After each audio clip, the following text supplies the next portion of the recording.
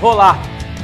O governo diz não saber o custo de transição para capitalização na Previdência. E decisão impede que réus na tragédia de Mariana respondam por homicídio. E o governo determina que estatais submetam propagandas à análise do Planalto. Estas, outras notícias e os meus comentários você acompanha agora no Fato Brasil.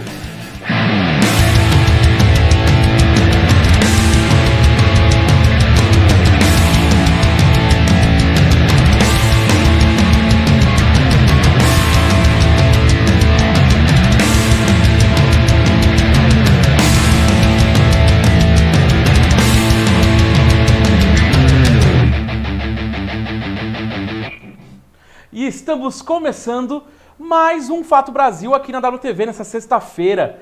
Finalmente chegamos à sexta-feira, o dia mais esperado para muitas pessoas e aquela coisa toda. Muito obrigado pelo carinho da sua audiência, pela sua paciência, E vamos começar o programa de hoje. Já começo aqui, mandando um abraço pro pessoal, tá? Mando um abraço para todo mundo que tá me acompanhando e tudo mais. Essa semana, como você bem viu, foi uma semana de novidades aqui no nosso programa. Estamos ainda ajeitando algumas coisas.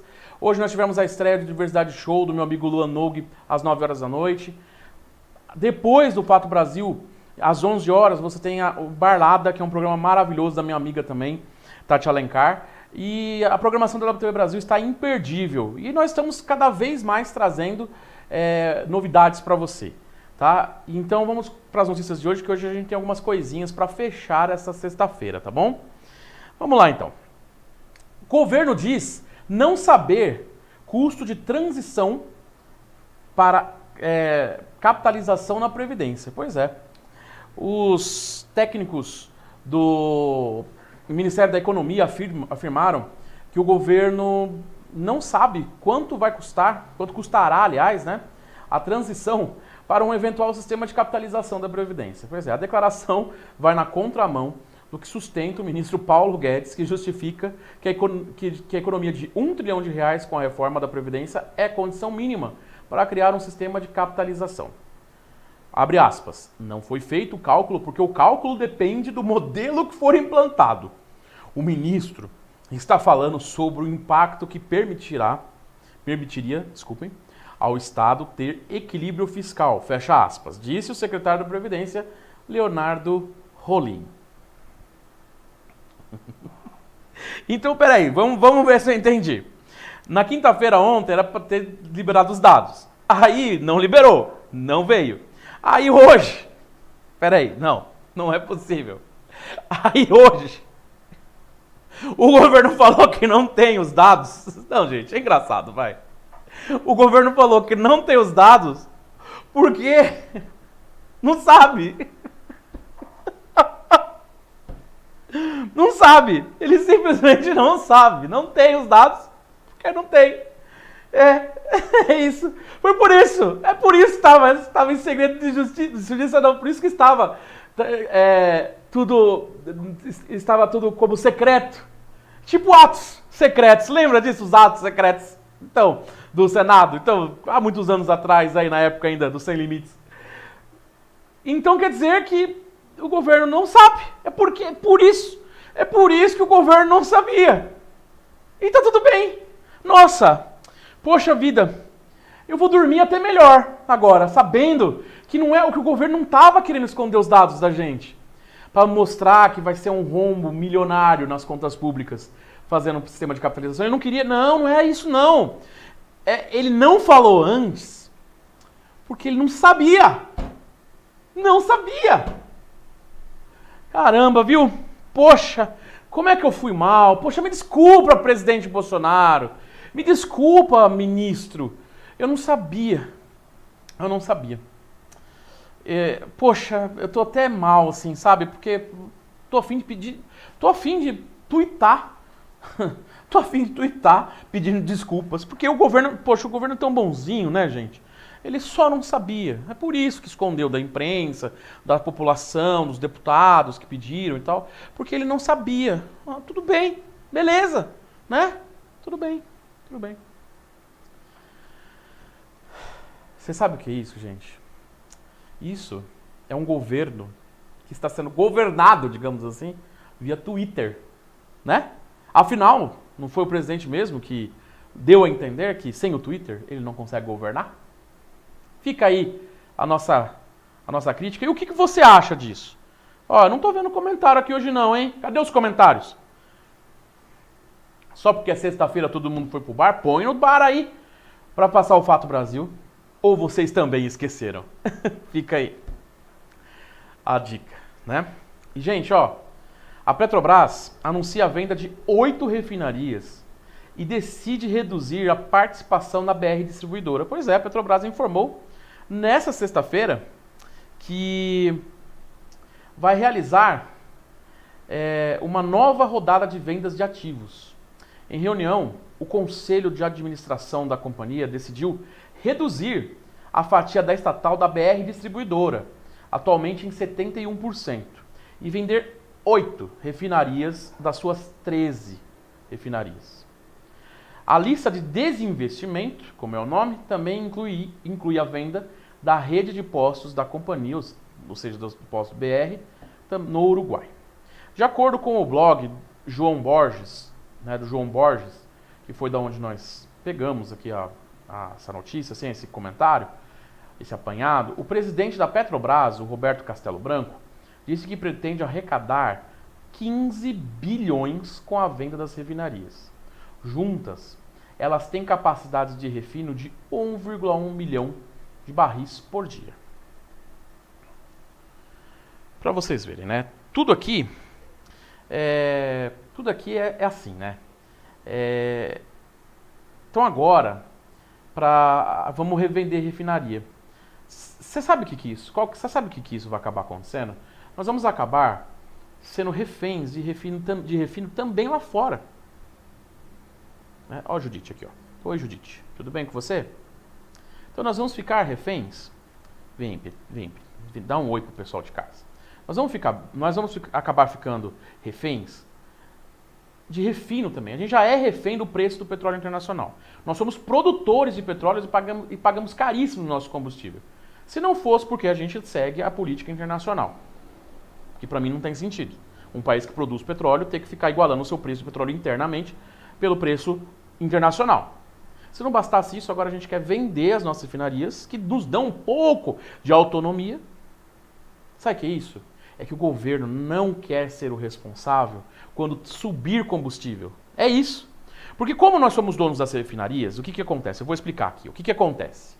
Aí o governo sobe 10 centavos, como subiu no diesel na semana passada, e aí tem que passar por uma situação política muito complicada, como é o caso que está acontecendo com os caminhoneiros, que chegaram parcialmente a um acordo e a gente está acompanhando de perto para ver se vai haver ou não greve. Então, vendendo refinaria, além de conseguir mais dinheiro, porque essa é a ideia do governo, vender tudo, não ter estatal, né?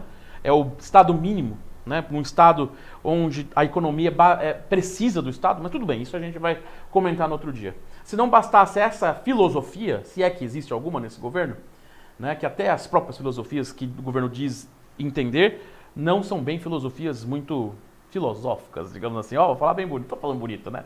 Falando bonito porque alguém tem que pensar nesse país, né? Já que o nosso né? Não vou falar assim, não, parece que não pensa muito bem, né? Acho que nem... Enfim.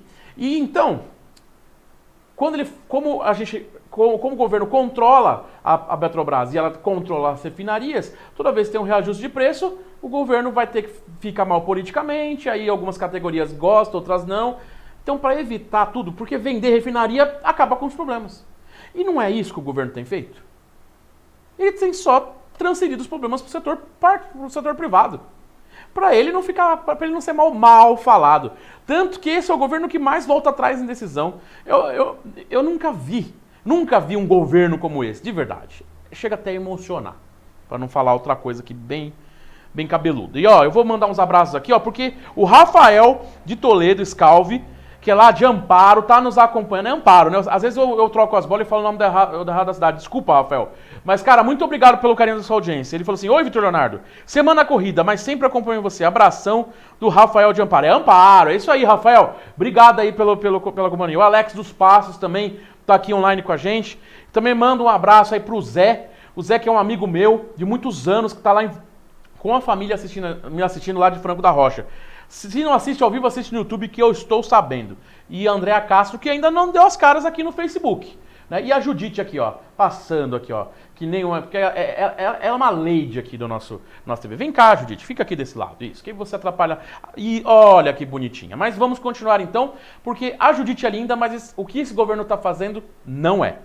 E vamos continuar aqui, ó. E olha só, gente, olha só que tapa no estômago. Uma decisão impede que réus na tragédia de Mariana, não é Brumadinho não, Mariana, respondam por homicídio. Ele está impedindo. Eu vou explicar aqui. A Justiça Federal decidiu que os acusados e serem os responsáveis pela tragédia de Mariana, em Minas Gerais, não poderão ser julgados por homicídio e por lesão corporal. A ação movida em 2016 pelo Ministério Público Federal deve prosseguir considerando apenas os crimes ambientais, de desabamento e de inundação, que também são previstos no Código Penal. Fica descartada a possibilidade de júri popular, que só pode ocorrer quando são julgados crimes contra a vida. Na tragédia de Mariana, para lembrando, que ocorreu em novembro de 2015, 19 pessoas morreram após o rompimento de uma barragem da mineradora Samarco, que é uma joint venture da Vale com a anglo-australiana BHP Billiton, e nenhuma prisão, nem em caráter temporário foi realizada. Em nota divulgada hoje, o Ministério Público Federal disse respeitar a determinação judicial, mas lamentou que ela tenha sido tomada em um julgamento de habeas corpus, pois tal instrumento não se destinaria à análise de provas.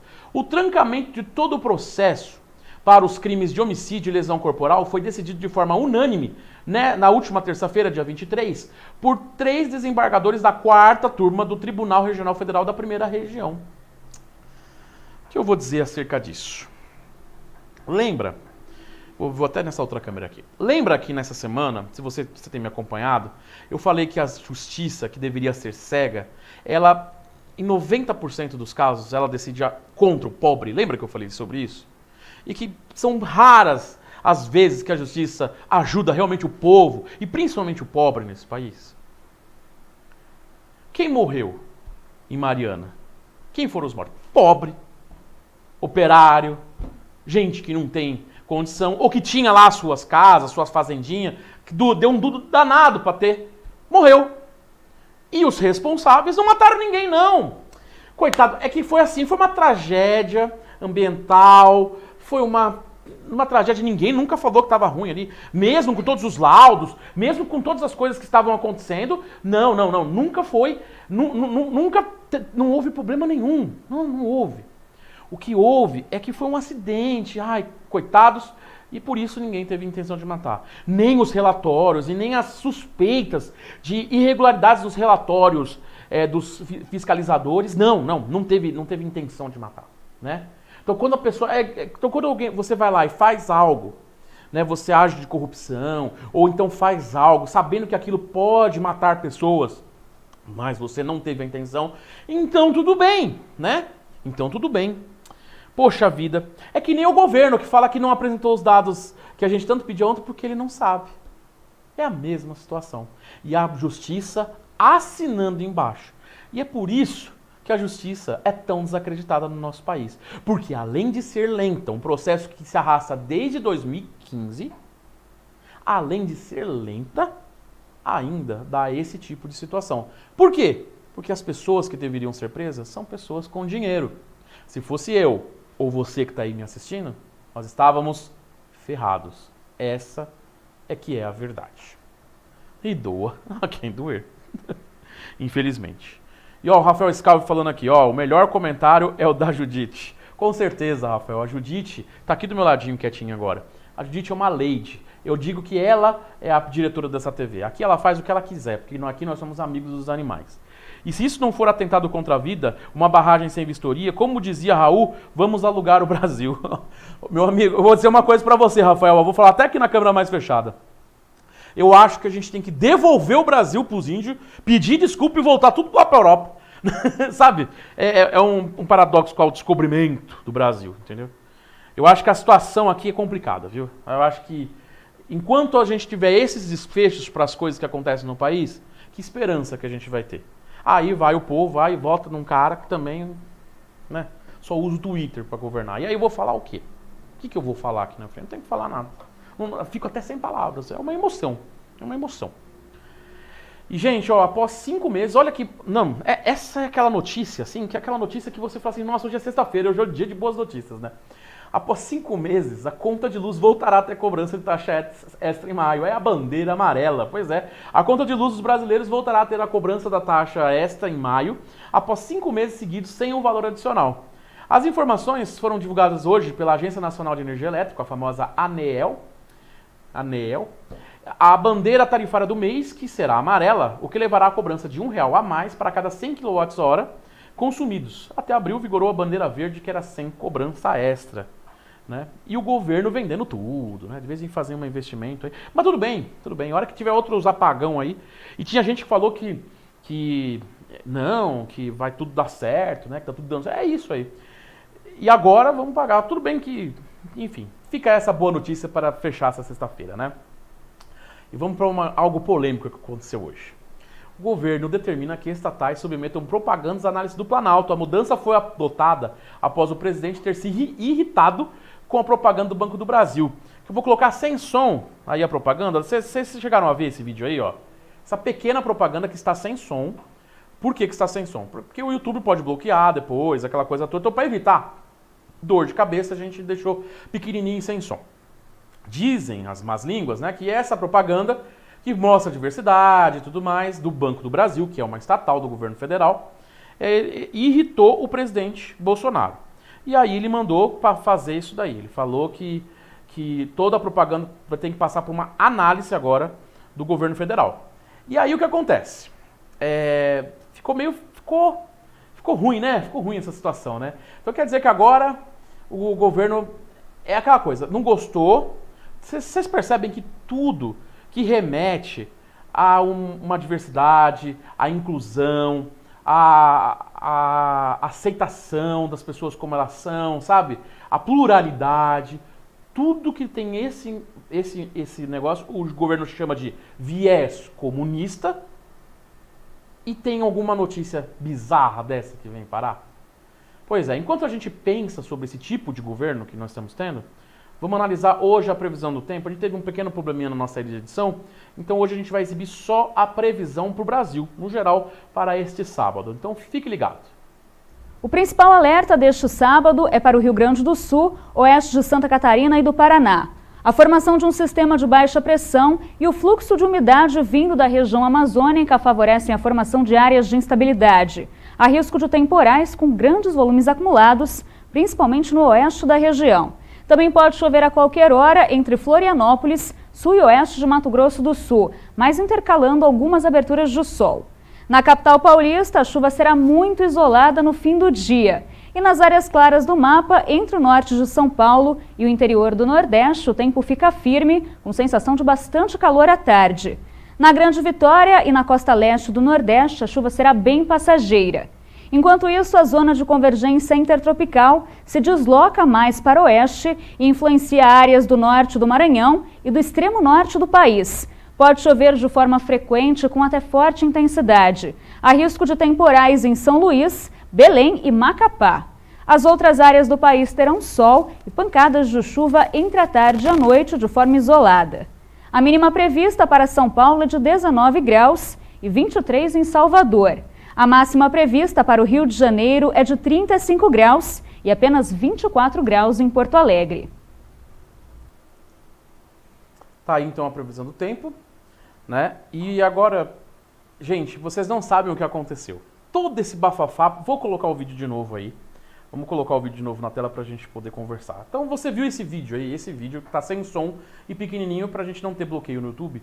Esse vídeo, ele gerou uma polêmica, dizem que o Bolsonaro não gostou, aí lançaram uma nota falando que todas as propagandas das estatais, esse vídeo do banco é uma propaganda que foi criada falando sobre inclusão no Banco do Brasil, né? E é do Banco do Brasil, que é uma estatal, e aí o governo não gostou. E olha só o que aconteceu, acabou de sair, quentinha, vamos voltar aqui pra cá. Quentinha, essa é quentinha, olha só, vou até colocar na outra câmera aqui que é melhor. Peças de propaganda estatais não terão que ser submetidas à presidência, disse Planalto. É isso mesmo, é isso mesmo. Não é, eu não estou repetindo não com uma negativa. Realmente acabou de sair essa nota, agora, um pouquinho antes do jornal fechar. Peças de propaganda de estatais não terão que ser submetidas à presidência do Planalto. A nota da Secretaria do Governo foi divulgada após um funcionário ter enviado um e-mail às estatais informando que as peças deveriam ser submetidas ao Planalto. Segundo a nota, a medida feriria a lei. Ou seja, o governo voltou atrás. Ai, meu Deus, não. Não é possível. Eu acho que ele volta atrás pelo menos umas 2 vezes por dia em alguma coisa absurda que ele fala, né? É o governo tuitado, tá ligado? Sabe quando você tuita aquela bosta? Sabe aquela coisa bem... Desculpa, eu não queria ter falado esse... Sabe quando você tuita aquela coisa que você vai lá e escreve? Aí, putz, falei besteira. Aí você vai lá e apaga. É tipo isso. O governo é tipo isso, entendeu? Ah, não é possível. Gente, é verdade isso? Não é possível. Não. O dia todo mundo falou isso. Será que não foi porque deu uma coisa... O que você acha sobre isso aí, ó? O Matheus Igor aqui, ó. Manda um salve. Ô, salve, Matheus. Não é possível que ele faz uma coisa dessa. Tá vendo? Isso é ser governado pelo Twitter. É isso que dá, né? Por que o filho não sei qual é o número do filho, não tira de novo, não troca a senha do Twitter de novo, do presidente, pra parar com essas besteiras aí? Ai, meu Deus do céu. É de doer, né? Como diria minha mãe, é de cair aquilo lá da bunda, né? E pra falar disso, nós vamos encerrar com um assunto importante, um assunto sério agora. Embora não dá pra deixar com muita seriedade a questão. É uma notícia que tem sido debatida essa semana, eu não comentei aqui, eu vou fechar o Fato Brasil com ela. Bolsonaro diz que MEC estuda tirar dinheiro das áreas de humanas. Pois é. O presidente Jair Bolsonaro disse, na manhã dessa sexta, que o governo deve descentralizar, entre aspas, recursos para as áreas de humanas, como filosofia e sociologia, em universidades. Segundo ele, o objetivo é focar nas áreas que geram retorno imediato ao contribuinte, como veterinária, engenharia, medicina. A informação, como sempre, foi dada pelo Twitter. Vou dizer uma coisa para esse governo. Vocês estão percebendo que tudo que leva o cidadão a pensar e ser crítico politicamente, esse governo na caruda quer tirar? Como, por exemplo, tirar a verba dos ensinos de filosofia e sociologia das universidades. Porque ele alega que estudar filosofia e sociologia, bem outros temas das humanidades, que são extremamente importantes para o convívio social e para a nossa sociedade, são matérias que enraizam viés ideológicos comunistas. É isso que o governo quer dizer. Agora, o que o governo o que eu gostaria de dizer é o seguinte, repetindo a fala do meu grande amigo que apresenta aqui o Expressão Cult, que é um dos diretores aqui da TV, o João Santana. Um abraço, João, inclusive. Sociologia não ensina o socialismo. Sociologia, por exemplo, é o estudo dos meios sociais, da questão social da sociedade. O estudo da sociedade, não do socialismo. Filosofia não ensina viés ideológico comunista. Filosofia é o estudo dos pensadores, dos pensamentos humanos.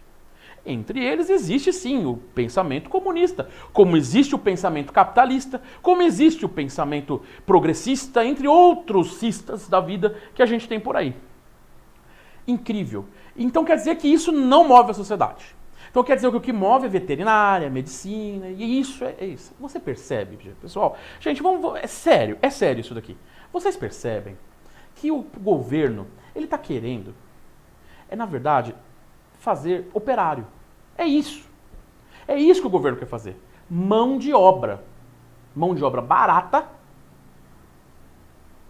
E todas aquelas profissões que são para pensar, que formam pessoas que vão liderar empresas, ou liderar movimentos, ou liderar pensamentos, por exemplo, fica só para a mão do rico. A mão daquele cara que tem grana. Para poucos. Como era o ensino nos anos 50. Lembra? Sua avó, seu avô, o governo vive falando assim, pergunta pro seu avô como é que era na ditadura. Na ditadura diziam que as escolas públicas eram boas. E sabe por que elas eram ótimas? Porque elas eram para poucos, para um nicho de pessoas que poderiam pagar e entrar no ensino médio e continuar os seus estudos. Assim como a universidade. Ah, mas aí mudou. Sim. Nos últimos anos, a universidade se tornou acessível para uma parcela maior da população.